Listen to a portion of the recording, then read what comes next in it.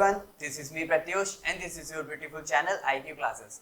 आज जो हम लोग स्टार्ट करने वाले हैं वो कोऑर्डिनेशन कंपाउंड का दूसरा टॉपिक है। अगर आप लोगों ने पहला नहीं देखा है तो जाओ जल्दी से देख के आओ, क्योंकि उस वीडियो में हम लोग ने देखा था कि कोऑर्डिनेशन कंपाउंड होते क्या हैं और कुछ इंपॉर्टेंट सॉल्ट्स के बारे में देखे थे, क्योंकि क्वेश्चन में हमारे में डबल सॉल्ट जरूर पूछता और मैंने उस वीडियो में बहुत अच्छे से डिस्कस किया है।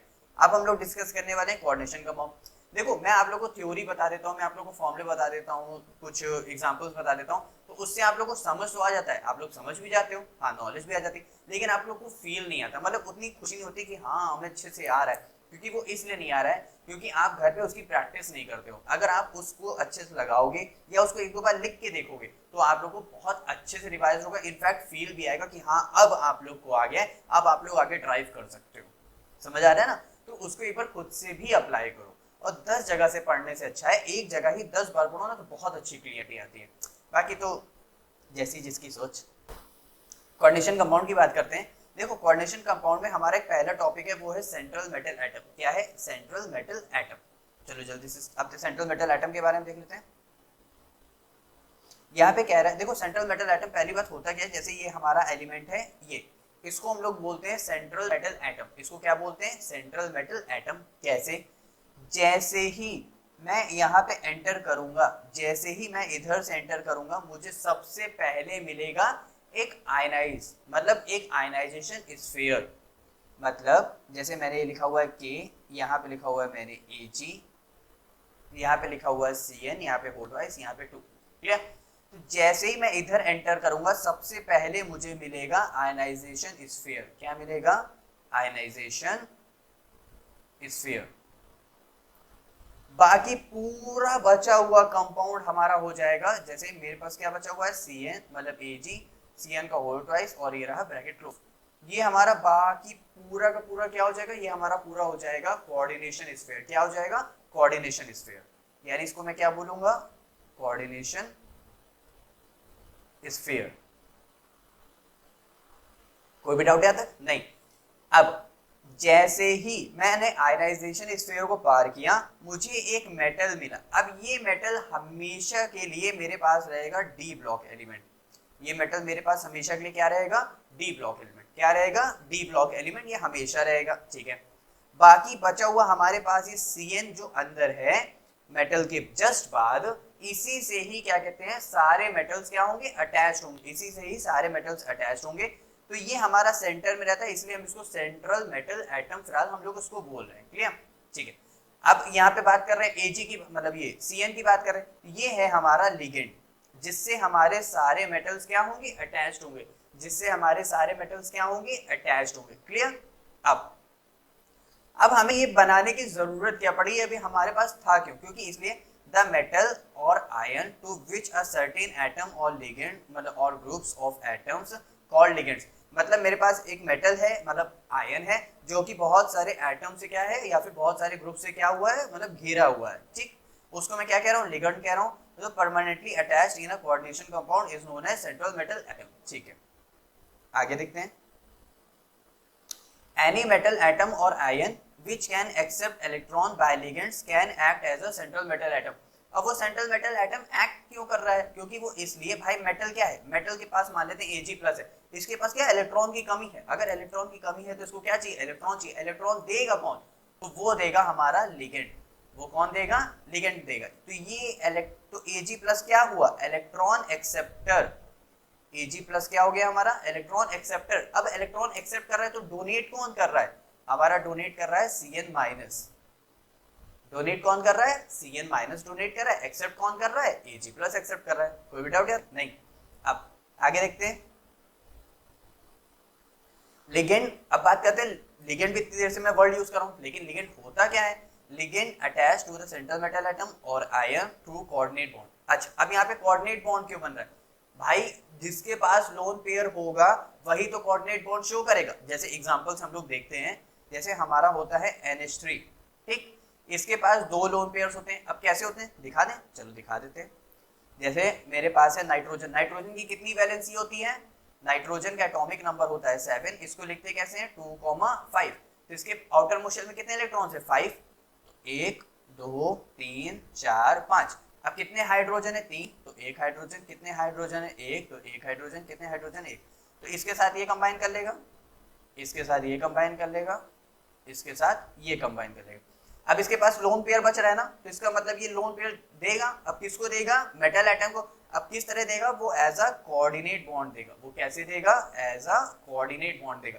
तो इसीलिए मैं कह रहा हूं जिसके पास लोन पेयर्स होगा वही डोनेट करेगा। अब वो डोनेट करेगा तो एज अ कोऑर्डिनेट बॉन्ड के थ्रू क्या होगा? शो होगा। अच्छे समझ आया? तो ये जिसके पास भी लोन पेयर होगा। अब जैसे मान लेते हैं मेरे पास I माइनस है, I माइनस का मतलब I के एटॉमिक शेल में कितने इलेक्ट्रॉन्स होते हैं? 7, एक आ गया यानी कितने हो गए? 8, 1 2 3 4 5 6 7 8, भाई से पास तो भर भर के लोन पेयर है तो गजब का डोनेट करेगा। समझ आ रहा है? इसीलिए मैं कह रहा हूँ जो मेरे पास लिगेंड्स होंगे वो डोनेट करेंगे, जो वो मेटल्स होंगे वो क्या करेंगे? एक्सेप्ट करेंगे। भाई मेरे पास एक्सेप्ट करने के लिए भी तो होना चाहिए, एक्सेप्ट करने के लिए भी तो होना चाहिए। अब इसका मतलब क्या है? मतलब मेरे पास, अब अगर मान लो मेरे घर में क्या कहते हैं ऑलरेडी 6 कमरे, ठीक, वैसे इतने हैं नहीं यार, हाँ 6 कमरे, ठीक। अब 6 कमरे में मान लेते हैं 12 लोग रहते हैं। अब कोई एक और आदमी आ गया, अब तो रहने की जगह ही नहीं, तो इसका मतलब मेरे पास इलेक्ट्रॉन एक्सेप्ट करने के लिए घर भी तो होना चाहिए। तो इसीलिए हमने यहाँ पे डी ब्लॉक एलिमेंट्स को ले रखा है, जैसे Ag हो गया, Fe हो गया, Au हो गया। हमने डी ब्लॉक एलिमेंट्स को इसीलिए ले रखा है क्योंकि इनके पास क्या होता है? वैकेंट डी ऑर्बिटल्स होते हैं। क्या होता है? वैकेंट डी ऑर्बिटल्स होते हैं, या फिर एम्प्टी स्पेस होता है, या फिर क्या होता है? एम्प्टी स्पेस होता है। अच्छे समझ आया तक? तो मतलब यहाँ पे क्या लिखा हुआ है? यहाँ पे लिखा हुआ है attach to the centre but the atom, ion or molecule कुछ भी हो सकता है, have a tendency to donate a pair of electron to the centre metal atom, can work as a ligand. ठीक है, आगे देखते हैं। अच्छा, लिगेंड हमारा या तो मे बी न्यूट्रल हो सकता है as well as neutrally charge. मतलब मेरे पास लिगेंड होगा वो निगेटिव भी हो सकता है, पॉजिटिव भी हो सकता है, या फिर क्या कहते हैं न्यूट्रल भी हो सकता है। निगेटिव भी हो सकता है, पॉजिटिव भी हो सकता है, या फिर न्यूट्रल हो सकता है। निगेटिव पे समझ रहे हो कि निगेटिवली चार्ज, न्यूट्रल पे समझ रहे हो जीरो चार्ज, तो पॉजिटिव पे हमारा पॉजिटिव चार्ज वाले क्या होंगे? लिगेंड्स होंगे। कैसे? अब मैंने यहाँ पे कुछ नेम्स लिखे हुए हैं जिससे आपको देख के समझ आ जाएगा कौन सा कौन कौन सा है। जैसे मैंने यहाँ पे लिखा हुआ है मेरे पास पॉजिटिव लिगेंड, यहाँ पे क्या है? एक्वा, यहाँ पे क्या है? एक्वा। ओ सॉरी सॉरी सॉरी, थोड़ा सा मिस्टेक, यहाँ पे इसको करेक्ट करना पड़ेगा। यहाँ पे ये हमारा है न्यूट्रल और ये है हमारा पॉजिटिव। हाँ अब सही है, अब हो जाती है गलतियां, कोई बात नहीं। वैसे तुम लोग कमेंट करके तो बता ही दोगे। न्यूट्रल में क्या होगा? ये हमारे न्यूट्रल लिगेंड। देखो लिगेंड का मतलब क्या है? डोनेट करना। उसका ये मतलब नहीं है कि वो डोनेट कर रहा है तो उसके ऊपर पॉजिटिव चार्ज नेगेटिव चार्ज, ये मतलब नहीं है। हमारे पास लिगेंड एक्ट कर रहे हैं एज अ 3 प्रॉपर्टीज में, न्यूट्रल, पॉजिटिव और नेगेटिव। यहाँ पे बात कर रहे हैं कि कौन न्यूट्रल है, कौन नेगेटिव है, कौन पॉजिटिव है। तो हमारे नेगेटिव वो सॉरी न्यूट्रल वाले हमारे कुछ ही हैं जो कि सबसे ज्यादा पूछे जाते हैं। एक एक्वा, भाई हम लोग अब एक्वास पढ़ते हैं ना, तो हमारा वाटर एज अ लॉजिकल यानी मॉडर्न डेफिनेशन में क्या हो जाता है? एक्वा। तो यहाँ पे एक्वा हो गया, ये हमारा अमीन हो गया, NH3 अमोनिया अमीन। ये हमारा CO क्या है? कार्बन मोनोऑक्साइड नहीं है, कार्बोनिल। NO क्या है? नाइट्रोसिल। NO क्या है? नाइट्रोसिल। ठीक है। अब निगेटिव में एक बात ध्यान रखना है, IDE होता है, इसमें से E रिप्लेस कर देना है, E रिप्लेस बाय O।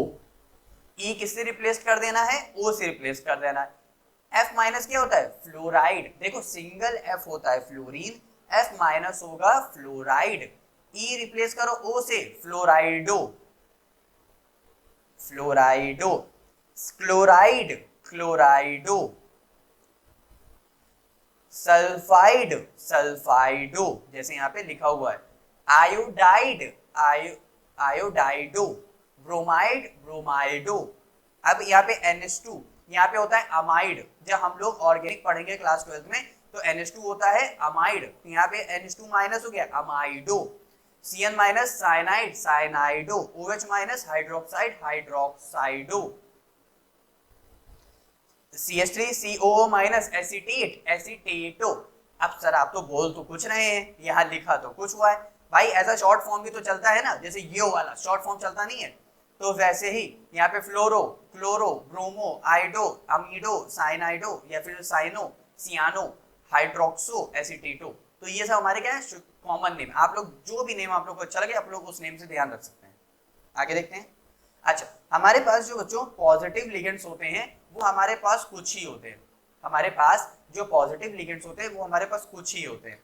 अब उस कुछ ही में हमारे पास, जैसे हमारे पास एक नाइट्रोसीलियम, भाई जो पॉजिटिव होते हैं उसके नेम के आखिरी में क्या लगता है, IUM, magnesium, aluminium, sodium, calcium, potassium, समझ आ ना, लिथियम, बेरिलियम। तो यहाँ पे क्या है, ये सब प्लस चार्ज वाले, तो इनके आखिरी में क्या लग जाएगा, IUM।